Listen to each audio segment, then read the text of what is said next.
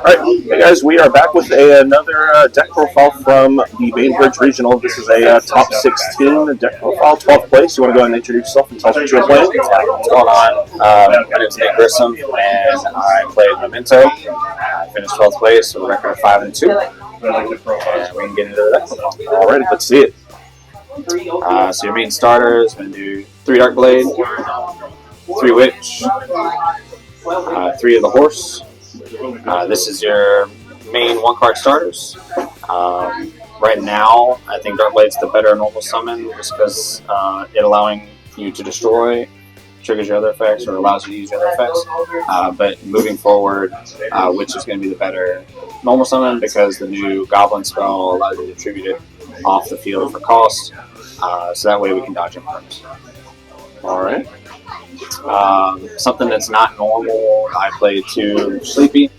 I do this because I like to use one in the main combo, but if for whatever reason, like I draw into it, it just allows me to extend the combo, the normal 1-card combo further. And so 2 is awesome. It ends up being a really big part of your inboard, and so I loved it. I wanted to have an extra name that actually mattered. Combining into that, we play, kind of skip ahead a little bit, but 2 fusion. So I just wanted like 2 and 2 instead of running like 3 fusion and 1 sleepy, or just like this, like most other lists. I didn't like that. I wanted to have more names. A lot of times we brick on the spells if we don't have any Memento monsters, so this allowed us to like cover both of the errors of the deck, I guess. I gotcha. The other one-ofs, the 1 Goblin, 1 Base, the 1 Gaddick, Trihorn super big for the inboard, and the big guy. I feel like all your one-ups are easily accessible too. Yeah, and even the one-ups, like these 2 are still kind of just full combo. Makes it a little bit different, but Goblin's full combo on its own. And then you never want to see Gaddick, but you just play a little bit more than 40 cards to kind of like dilute it out so you don't see it. Something a little different too is I only play 1 Engraver. Before we got hit with Lacrimating Band, Engraver used to be a 1-card combo, and so it allowed you to just pitch it and just go full combo. But now we need an Engraver plus an normal summon if we want to like do the normal Engraver combo that we did before, and it takes up a lot of extra deck spots. So I opted not to do that. I only wanted the Fiendsmith engine to be in here just to make High King, and just turn into 2 monsters into a High King and go from there. Going on to the spells, so we saw the fusions, the 3 Bone Party. This card's just insane, love it. The 1 Field Spell. And then other strong 1-ofs, Prosperity, Rhoda for Dark Blade. And this wasn't in my list 1-for-1. The only other card that I swapped out basically was I had a Baldrake and I played 3 Bestials. Now I dropped Baldrake and put in 1-for-1. This just allows us to get into our Goblin, which is full combo. And so just another kind of consistency card. No, Baldrake isn't the most commonly used one, but did you ever misusing its effect ever since dropping it? No, so far I haven't. I haven't played against a whole lot of Evo where I've had a lot of Bestials. But I mean, I still got two Bestials in here. They're still crazy cards right now. The trap, super strong. You always play it.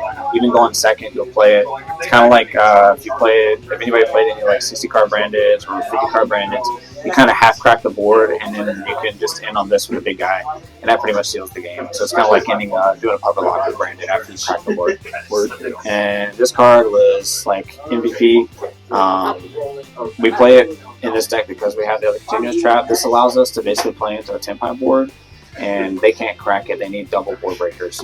Okay. So this was actually really clutch because I ended up playing against 2 10-pie players, and so this helped me win those matchups. So it's kind of like Desiree, where it can just negate the negate the face-up card without having all the extra deck spots. And so that kind of leads into one of the extra deck slots, which is the Rabbit. But, for non-engine, we had the Triple Ash, Triple Droll, Triple Veiler, and Triple Imperm, and then the 2 Bestials. Damn, he's stunting on us with all the QCRs. Yeah, I know. My bank account's hurting. I did play Nibs in place of. Actually, I can't remember if it was Nibs in place of Droll or if I just had 3 Nibs in there. Because, I don't know. Well, you figure out how to cut that. But, anyways, I did main deck Nibs, and I was not playing Droll, so it was Nib in place of Droll during the tournament. Okay. Just your most common hand drives. Oh no! Now I remember. All right, we'll cut to hard cut back. yeah.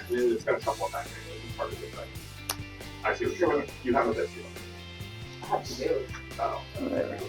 Alright, for non-engine, we had the 3 Ash, the 3 Droll, the 3 Valor. That's what I'm playing now. Before it was, during the tournament, it was 3 Nib. The 2 Bestials, it was the 3rd Ball Drake, but we now have a 1-for-1. And then the 3 Imprims. The Nibs I dropped, or was playing Nib, and that was okay during the tournament. But I dropped it for the Valors just because it works better into this format that we're going into, basically. So, that's that. Nib just didn't feel as strong when all the best decks were just like playing around it. And then I had 2 talents, so it was 44 instead of 43. Just dropped the 1 just to cut it down. Didn't want to brick on it. Gotcha. Hate bricking on too many of the spells. Alright, extra deck. You got the 3 fusions that are the most important. Every list plays this as standard. Little Knight, it's part of the inboard. And then the Rabbit, this is just to get the Apophis out. And so the ideal inboard is for us to end on the Apophis trap with Little Knight, big guy, the trap, the continuous trap that negates, and then bone parties with the Trihorn Dragon in the grave, and then that ends up being like 12 interruptions, and it's all off of 1 card, and so Man, that's pretty good. yeah, it's pretty strong. And people didn't know what the deck did, so I feel like that was a really good call for this regional. Nobody knew what the deck did, nobody knew what to stop. They would nib in wrong places, they would imperm, Valor, Ash in wrong places, and then just get cooked by just me extending through it. So to go with the 1 engraver, we do have the very small package. This way we could just turn any 2 bodies into basically High King.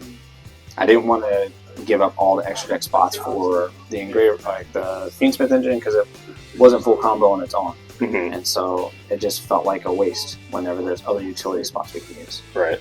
Cross Sheep, this is a mistake to play. Shouldn't have been playing this. Still shouldn't be playing it. I don't know what's in here. But basically, before we would just use this with the Arrow Heater in order to get to our full combo. Because I'm not playing the full Fiendsmith stuff, there's no point in me having this. So Okay. I need to drop that. I just don't know what else to put in. What did you play in there? I don't know. Maybe another Charmer like Lina. Maybe one of the other fusions. There's Herald and Mirage Lights. I gotta figure out how they are putting that in the combos now. It feels a little too specific, but Is that the Xyz one? no, that's the Link one that Link 2. You have to use 2 bodies that are the same type and attribute, and so I'm having a hard time seeing where that comes up unless I'm just using my Fiendsmith engine.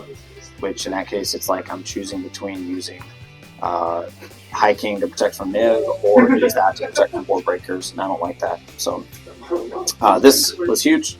The Azalea, because of the Bestials and the Nibs, those are lights and darks, and then all of our normal summons are Dark Blade and Witch, and so we can't special summon the horse if we have any other names on board. So if we nib them, and we're able to start with like Witch and search, we can search horse, and now we're gonna make Azalea and using the light and dark, and then get the Azalea off the board and pop a card going second, and then be able to like summon the horse and go from there. Oh, nice. So that was a really good card going second. And then just ending the game. This is really good against Tempai, so that way you can just pop all their back row before you go battle. And then finally Guardian Chimera. This just comes up for when we have the Memento fusion. and we want to be able to dodge an effect when we have like hand traps in our hand. Okay. Grand Chimera never. You could use it in your inboard, but I don't feel like it's as strong. You already have plenty of pops. The inboard allows you to end on like 2 to 4 pops, and so you don't really need to add more onto it.